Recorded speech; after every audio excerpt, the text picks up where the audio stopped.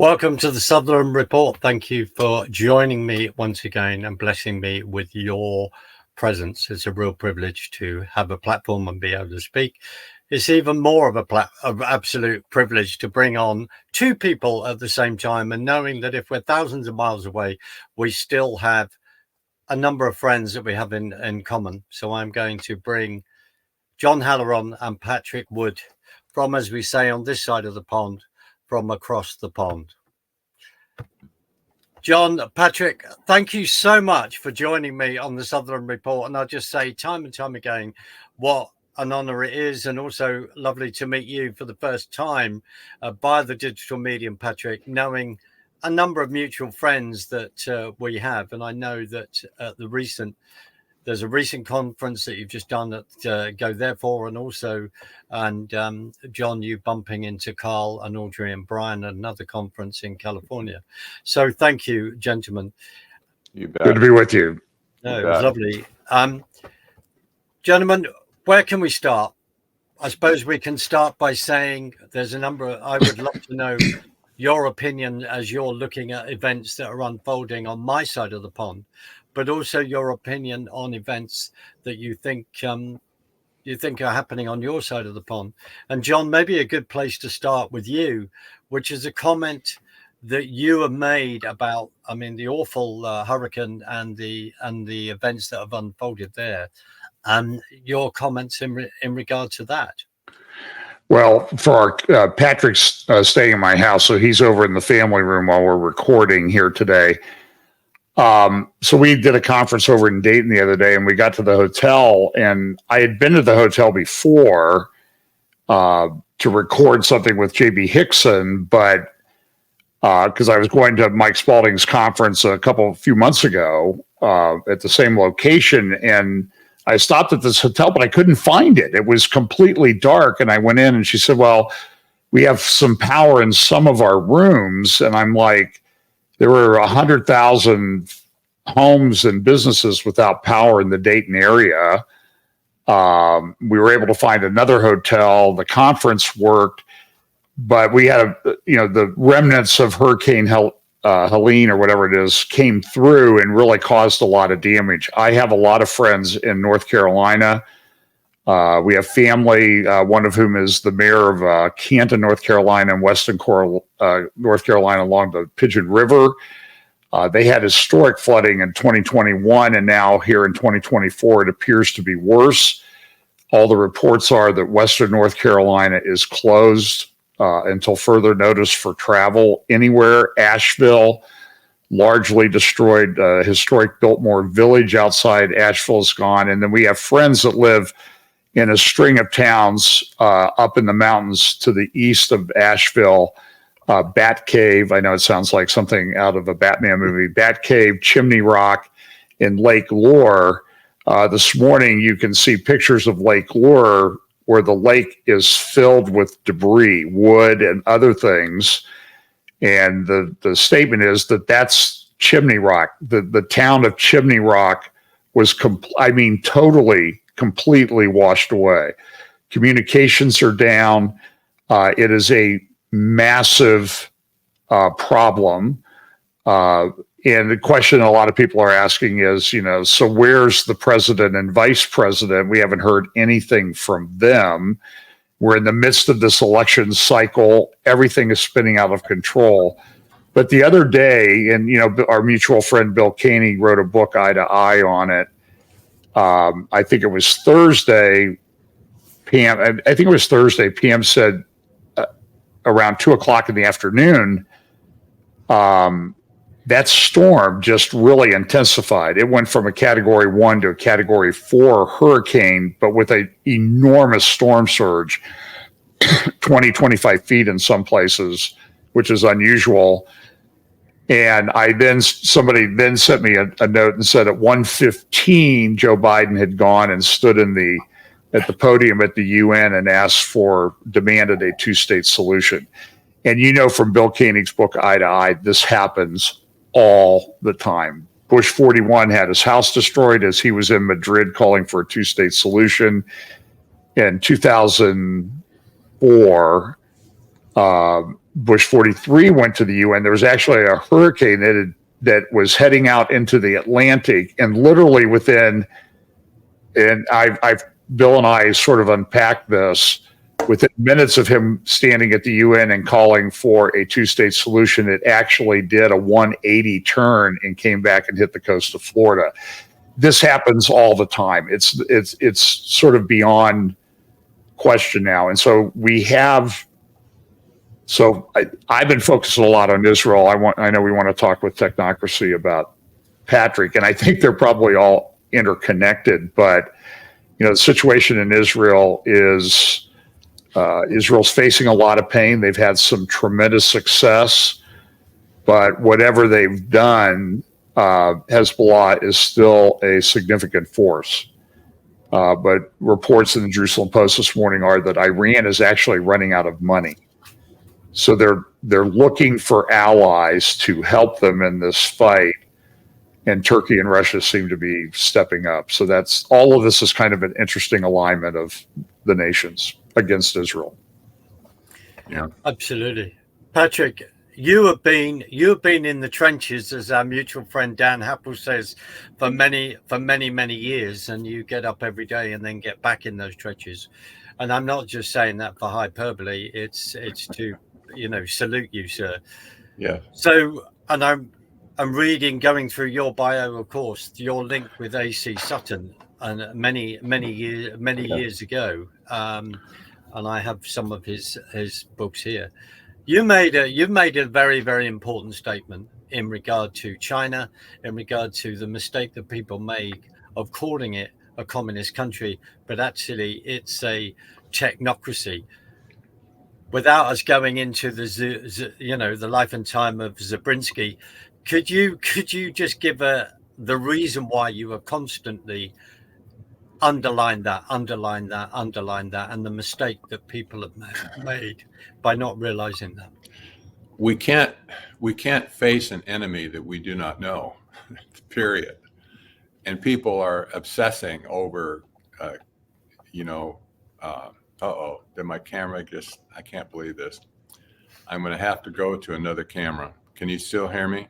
Yeah, Yes. can. We can, Patrick. Keep going. Let me just go on with my statement just for a second. I'll get my pictures restored again. I think I'm having a issue with my cable. I'm not sure, but nevertheless, when people mistake China as a communist country at this point, they're missing the whole point that technocracy has crept in to China over the years.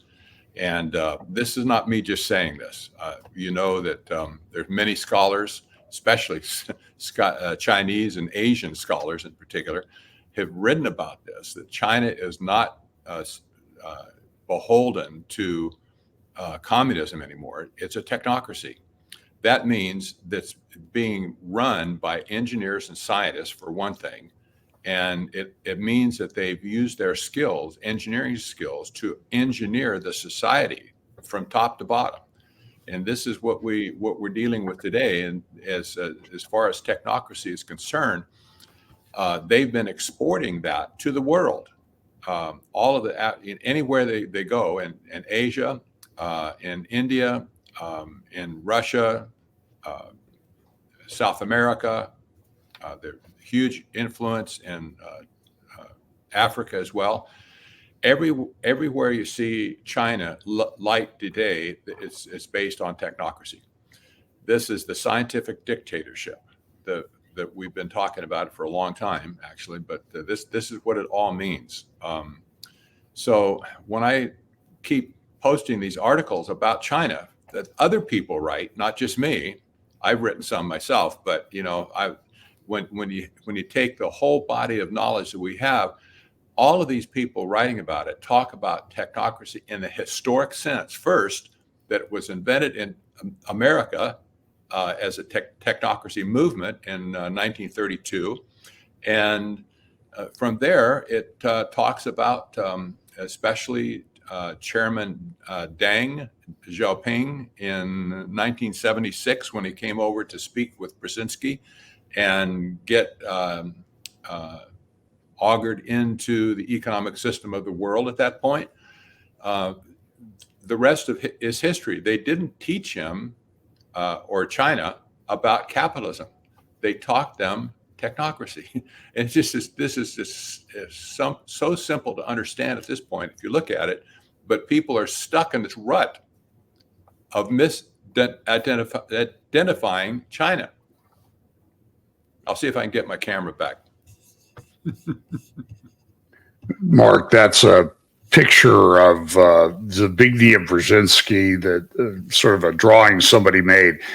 And given, Patrick's written extensively about him, and I don't think I've ever seen a drawing that more accurately captures the essence of what's in a person's heart than that particular drawing of Zbigniew Brzezinski from Columbia University. And he and Henry Kissinger and their forays into the national security apparatus of the United States were very significant steps. Absolutely, and the whole trilateral commission that, and they're pushing forward their edicts. I wonder.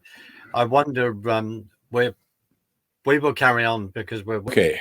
Here we go. The Plan B. Sorry about that.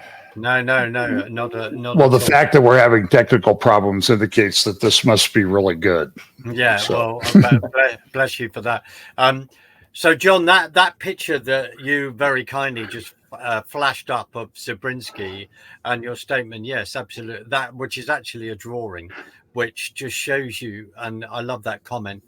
Well, it's horrible what it depicts, which is him, but his actual heart on the outside, which is this hard controller. And then, of course, let's remind ourselves who his daughter is, who I believe is still the presenter on Morning Joe. Please tell me if I'm right or wrong. Mika Brzezinski, she's married to Joe Scarborough. Yes. Yeah. But don't forget that Mika has a brother. His name is Mark. He also is a member of the Trilateral Commission today. Like father, like son, right? He's the ambassador to Poland right now. You got to figure this. You got to think it through. Brzezinski, this is where Brzezinski's family came from in the first place. Yes. That drove Brzezinski, the father, to do much of what he did with Russia along the way. Now his son is picking up the thread, if you will, and he's ambassador to Poland.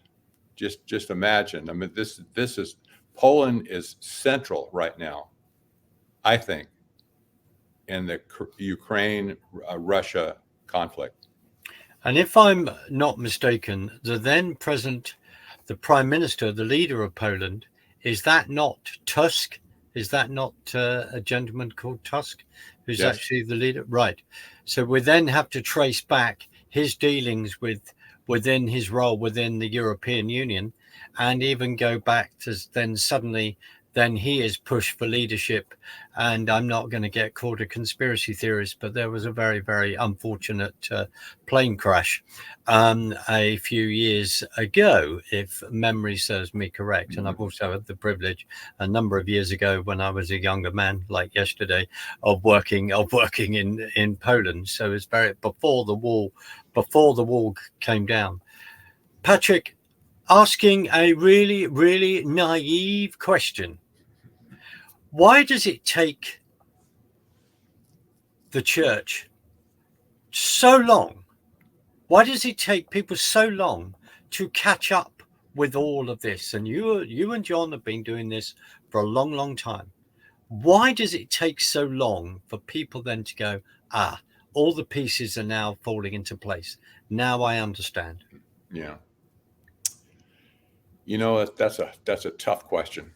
I've seen this over 50 years, and it's frustrating on one hand, but the devil has ways to separate people from reality. I'm sure he has lots of tools in his bag of tricks to to separate people from actual reality. And it's gotten worse over the years. Now with AI especially, we're facing a total collapse, I believe, of reality around the world, where people will enter into a psychotic state, that's the psychological definition or whatever of the separation from reality. Just imagine that 2/3 of the world could be in a psychotic state within just a few years because of AI in particular. So the pressure has been mounting along the way to separate people from reality.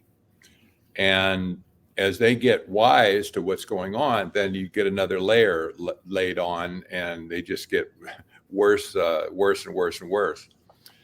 But I have to say, in defense of some Christians, in any case, who are really starting to get it, the reason that they can get it in the first place is their relationship with the Lord Jesus Christ in the first place, and allowing the Holy Spirit to instruct them and clear their mind, from the junk, to see reality as it is.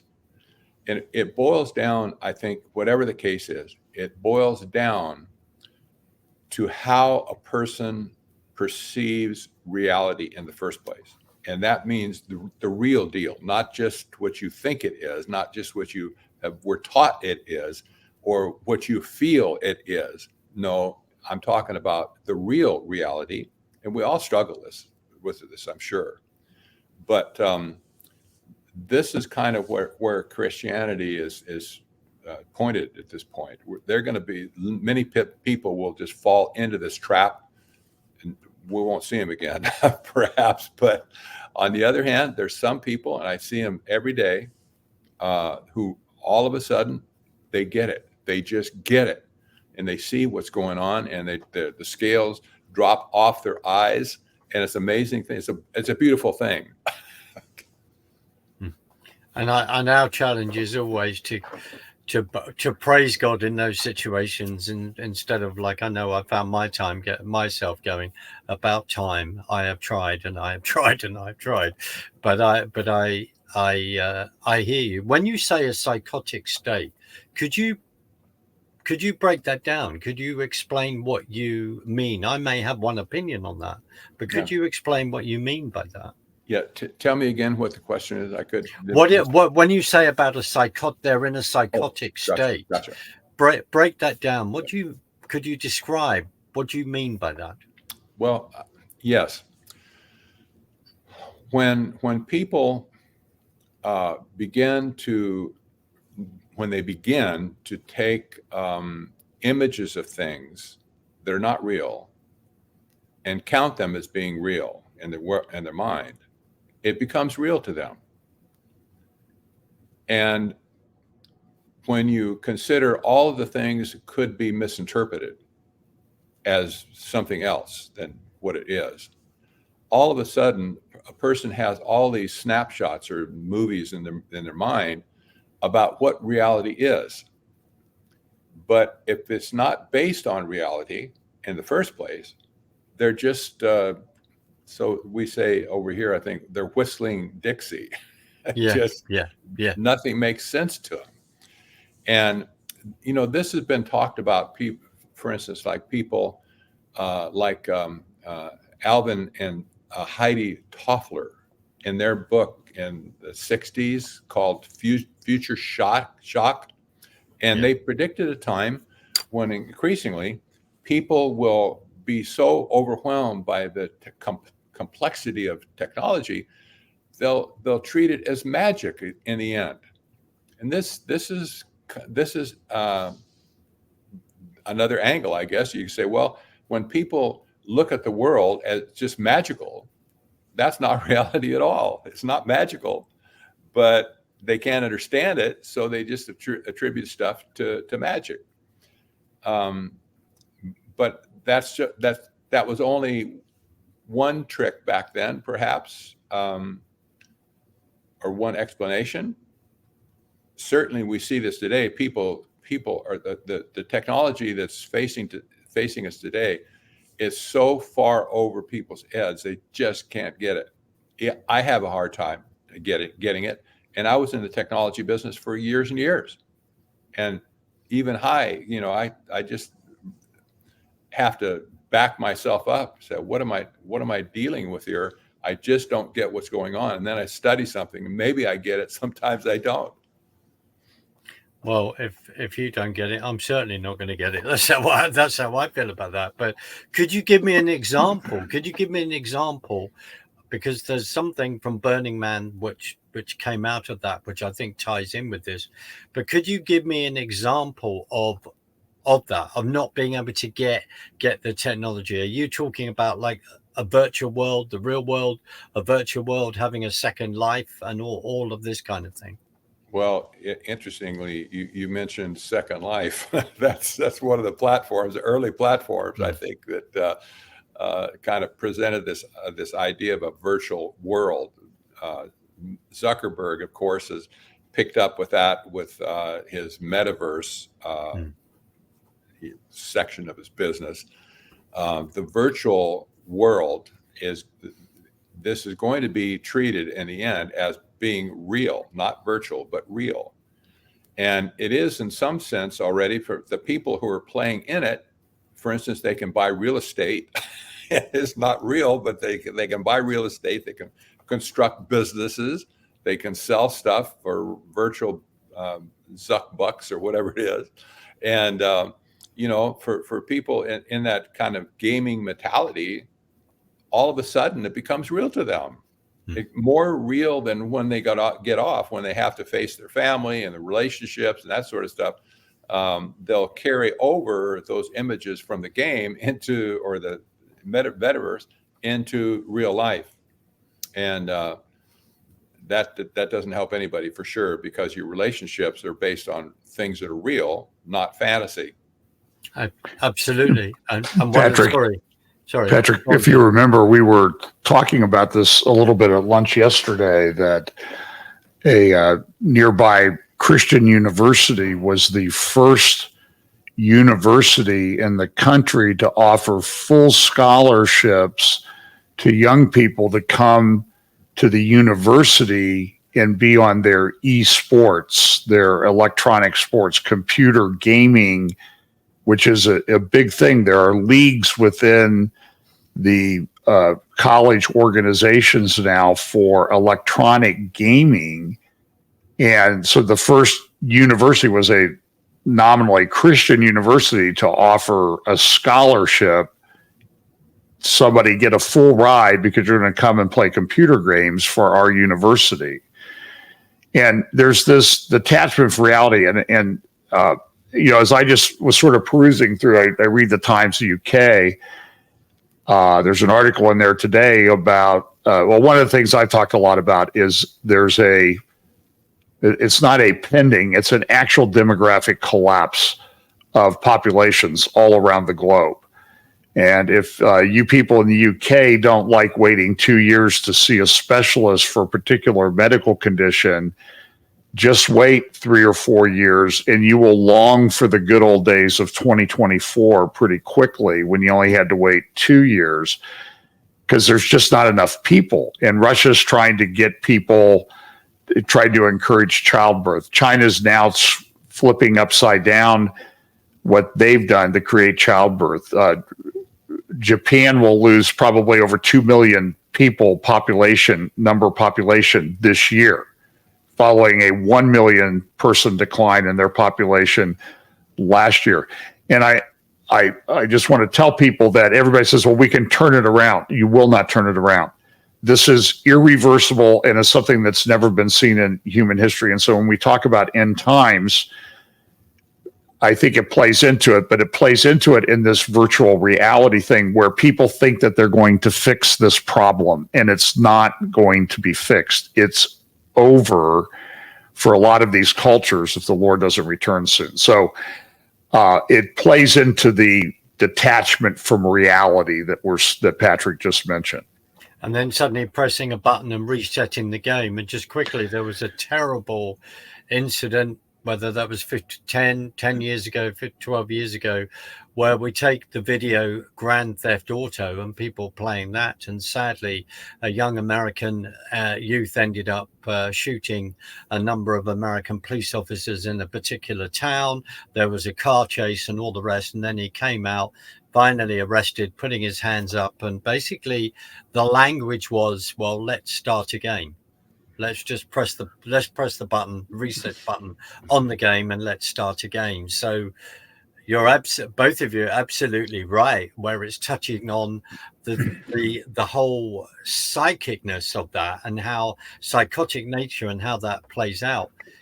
At Burning Man, Patrick, John, there was a number of discussions where, you know, someone's celebrating the fact that they've been on 150 ayahuasca trips. We need to legalize that, fentanyl, and all the rest. So we want a Carl, of course, talked about this for a long time. Our dear friend Carl Tigrip wants a non-prohibition society in regard to drugs.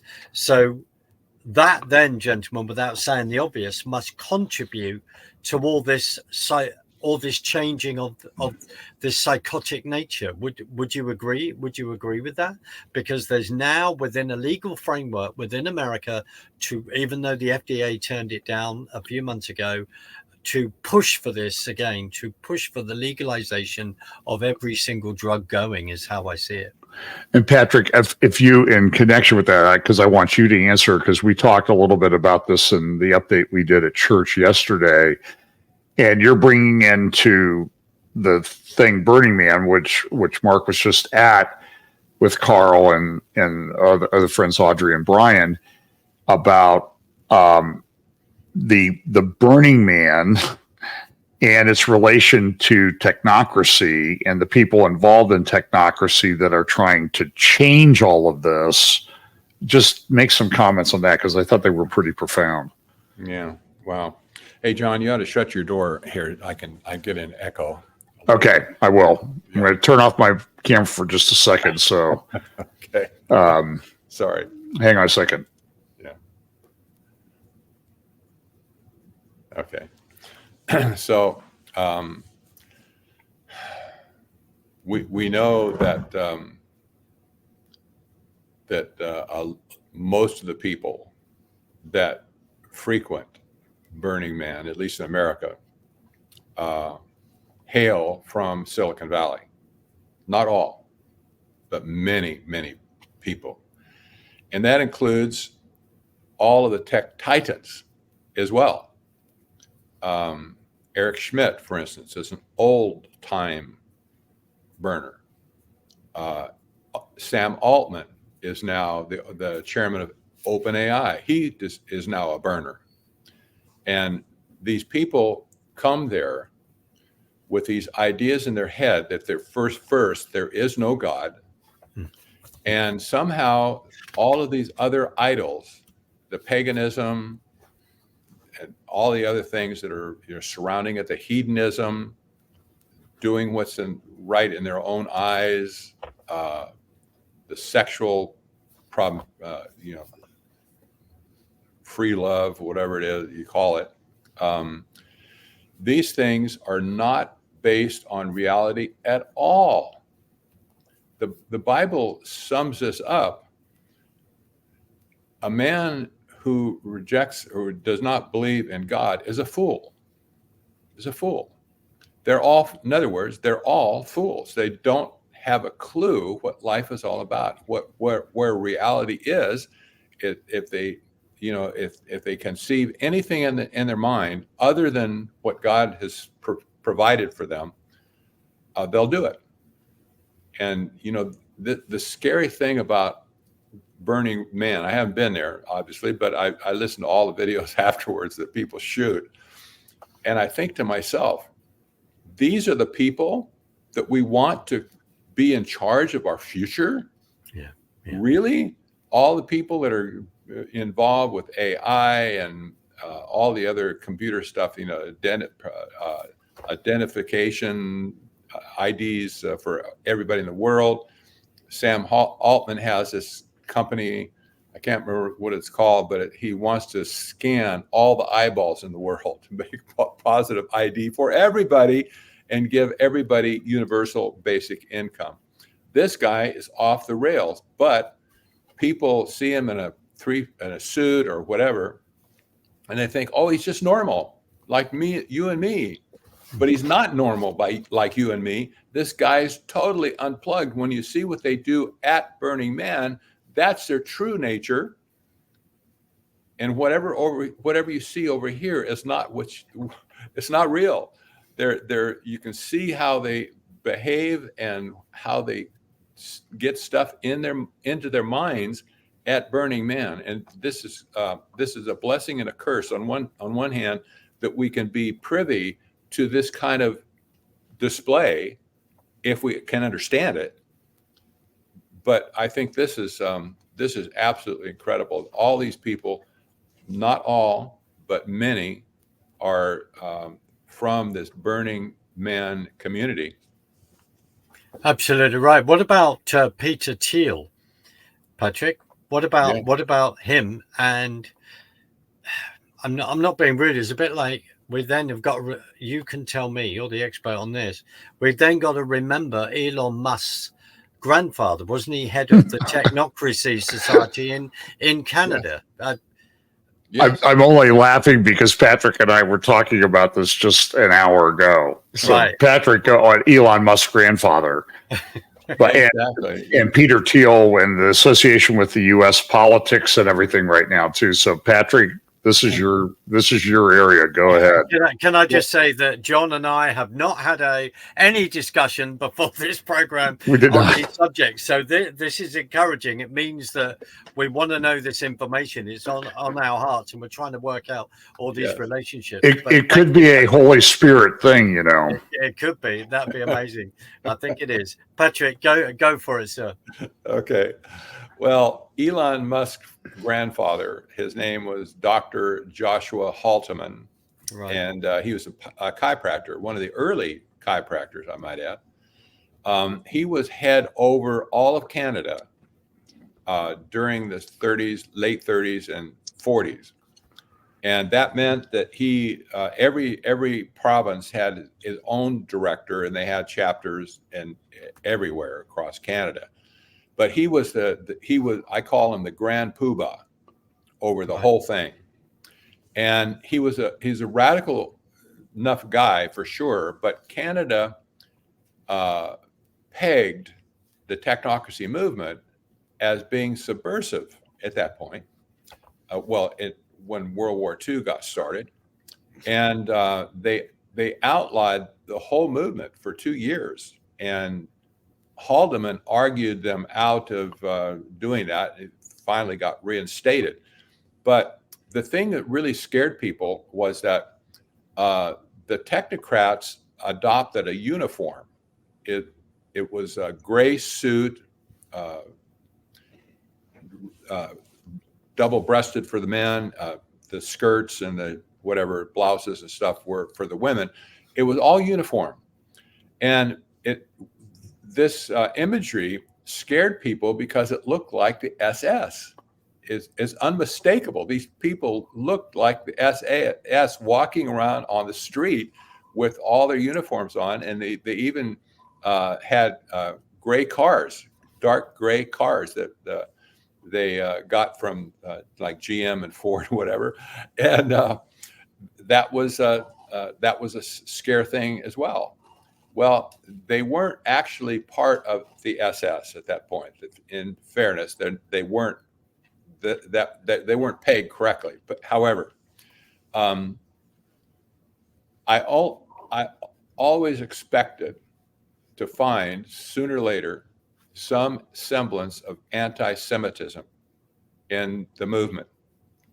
I just got that confirmation today from an article from Business Insider. That's a big publication over here. What's in UK too, describing Joshua Haldeman as being very anti-Semitic and outspoken in his belief that everything was basically the Jews, because they controlled the money, And technocrats didn't like the money system. That's understandable. They wanted to create an energy script and replace every currency that there was. And so this explains now, I'm getting off a little bit of a rabbit trail, understand, but in background, this explains why technocracy showed up on day 2 in Nazi Germany. They opened a chapter in Germany. The technocrats in Germany, there was obviously a lot of people gravitated to this idea of technocracy, economic system, by the way, not political system. But nevertheless, a lot of people got a hold of this in Europe, and especially in Germany. They formed their own movement right there and on the spot. And they had a magazine that was virtually a duplicate magazine from the one that they produced in America, called the Technocrat. And even though they argued, well, we're really not part of America's whatever, but give me a break. They translated all the articles into German, and they put them over there in their magazine, and they called it Technocracy. And okay, it's the same thing, guys. This is the same thing. Well, those technocrats in Germany were responsible for helping Hitler prosecute the entire war. If it were not for them, Hitler never would have gotten to first base. And part of that story goes back to Columbia University, where the technocrat movement started in Hamilton Hall. There was only one building back in 1932, but that's what was called Hamilton Hall. And they had a full footprint basement across the whole thing. And that basement, Columbia gave the technocracy movement 1/2 of that basement. Is all open format, by the way. But they gave technocracy movement, all the scientists and engineers from Columbia and other schools in the area. That's where they hold up for the time that they created this new economic system called technocracy. And the other half of that building was the early iteration of IBM. That's where they built the Hollerith computer that was sent into Nazi Germany to take care of all of the scheduling, trains, and the classification, statistical classification of the Jews and anybody else they didn't like, blacks and gypsies, etc. This was the tool that Hitler used to prosecute his war against humanity, especially the Jews, right? So we see the technocrats were rubbing shoulders with the brainiacs doing the computer stuff over here. And when I say the brainiacs, even the technocrats at that point, for instance, one of the head technocrats, his name was Rauschenbacher. I can't pronounce it, but he was the guy that actually invented the engineering department, the first one in the world at Columbia University. Okay, this guy is a brainiac. He's obviously a bright guy, but these people were all visionaries. They were looking what they knew they had something was going to pan out in the end. They were looking forward at that point what computers could do in the future to enforce their system of technocracy. Well, we see now that the technocrat movement in Europe, or in Germany in particular, those technocrats were outlawed. The party was outlawed by Hitler because he didn't like any competition for anybody else. But nevertheless, they were welcomed into his administration to help him prosecute the war. And when Hitler set up all the columns of power, he didn't want anybody. He was paranoid. He didn't want anybody to be talking to each other. And so one one element like the SS, nobody could talk to them. They wanted to talk to you, you talked to them, but they didn't want anybody else interfered. And same with the war effort as well, the military. So we have evidence now that there was, in fact, communication going between the two columns or multiple columns, where technocrats were coordinating technology to prosecute the war. They didn't care. These people were apolitical. They didn't really care so much about killing people, but they wanted to practice their trade, so they were willing to fight, swim upstream, whatever, risk annihilation to communicate between two columns of power. Well, in the end of this whole mess, if you look into the whole machine that made Germany run during the whole war, Hitler was just he was ahead of it, but he didn't really have a firm understanding what was going on behind it or below it. So at the end of the war, the top secret program in America called Operation Paperclip brought most, certainly not all, but 1,600 of these people, technocrats all, back to America, sanitized their resumes. Some got new names and new identities altogether, but these were the technocrats who prosecuted the whole thing for Hitler. They brought them all back to America, and all of a sudden you have this happy reunion of all the technocrats here. And Patrick, who ran Operation Paperclip? It was the CIA, but I don't remember exactly. Was it Alan Dulles? Was it Alan Dulles? I've heard that it was Henry Kissinger. I don't know. I've read that someplace, so I don't know for sure, but clearly it happened. Yeah. And it wouldn't surprise us if it was Kissinger. Yeah, well, I think Alan Dulles is in the mix. Yeah, I think you're right there. Yeah, and what I find absolutely fascinating about what you say, if we go back to IBM, then, of course, in German, Deutsche Hieroglyph Maschinen, they're absolutely right. And then I think I've forgotten his first name, but Mr. Black wrote a fantastic book called Edward wrote the book of IBM on the Holocaust. So if we go back, and then I've forgotten the chairman's name at that time, when he was asked about the Second World War, and of course, yes, we want peace, blah, blah, blah, in 1939, etc. And of course, they were then involved. You've just wonderfully, I didn't know a load of that. You've just wonderfully laid it out, their involvement and how. And may I be so bold? Of course, we have to remind ourselves of Bill Gates's mother, or Bill Gates.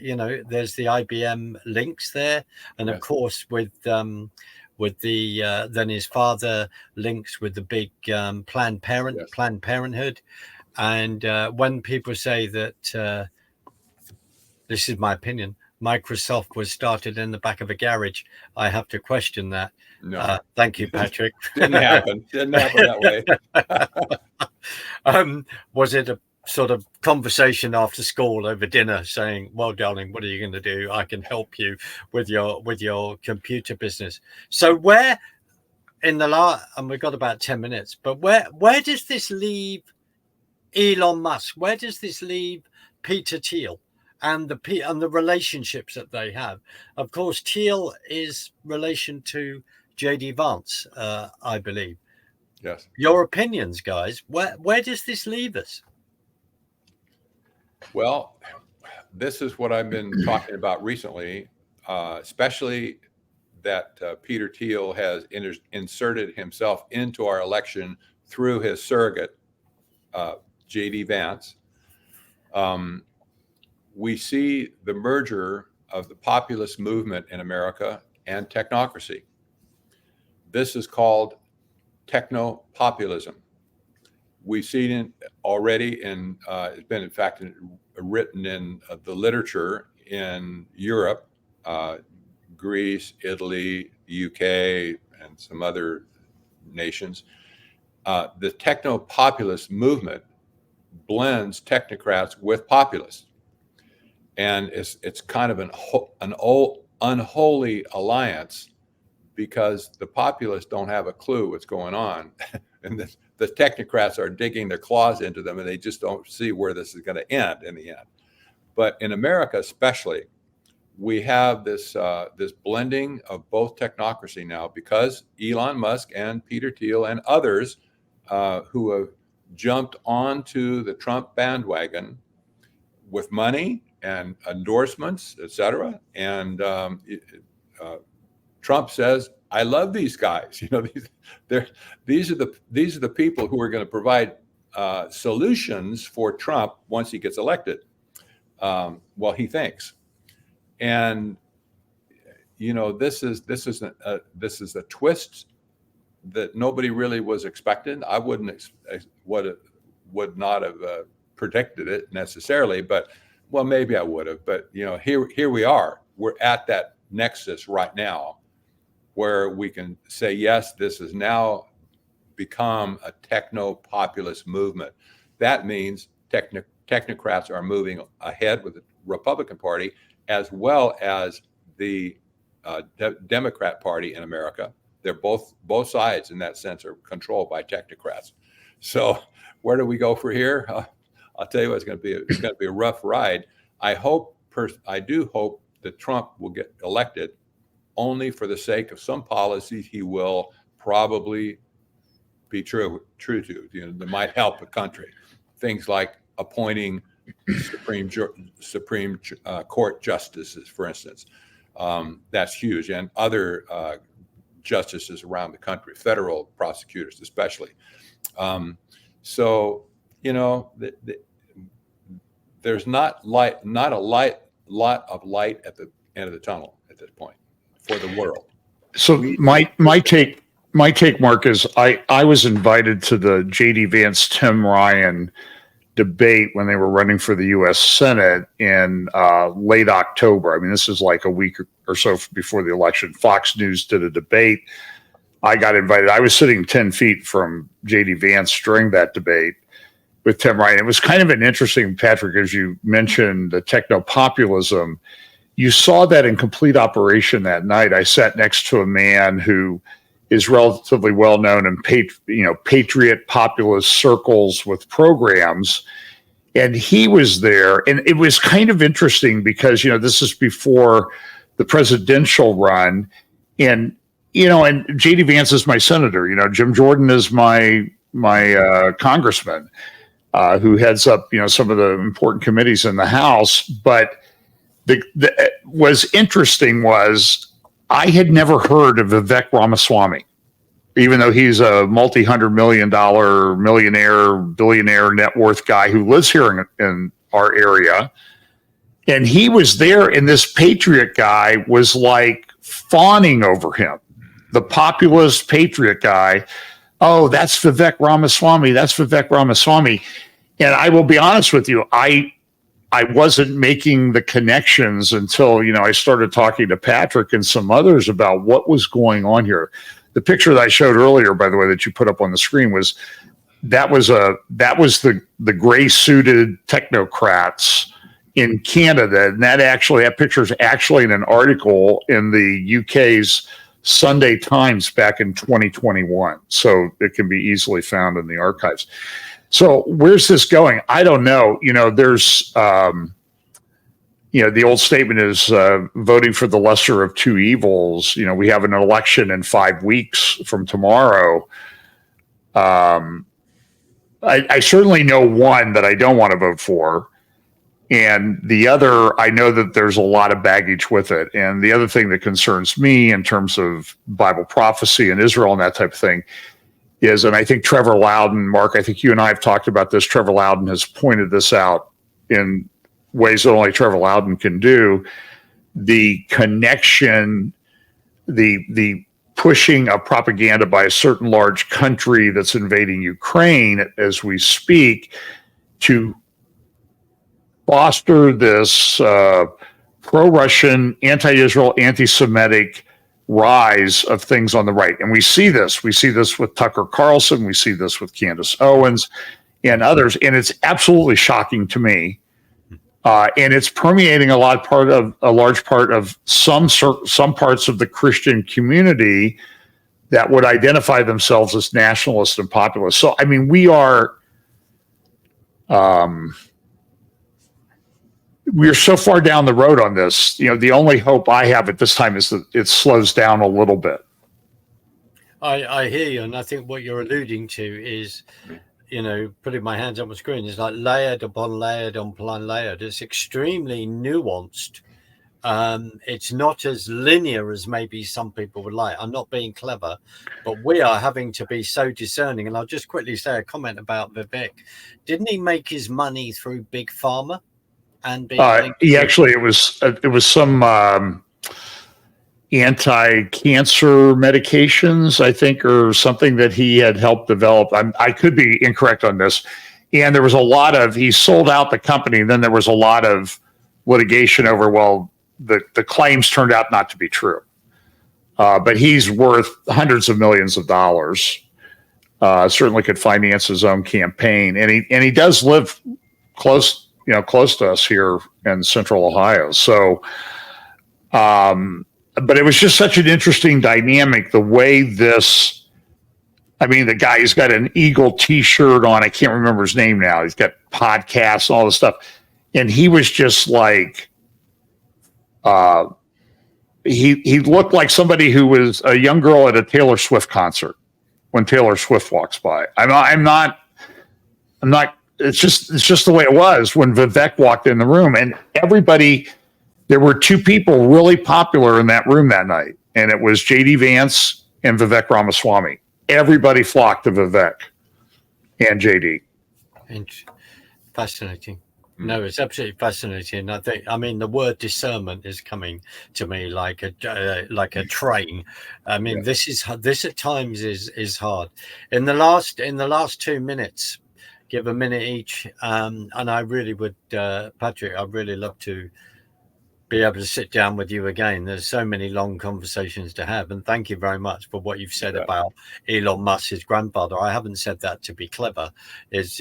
I'm thinking Brave New World. I'm thinking Julian Huxley. I'm thinking Aldous Huxley. Yeah. The link all the way back to Darwin and his bulldog Henry Huxley, which I think was Julian and Aldous's grandfather.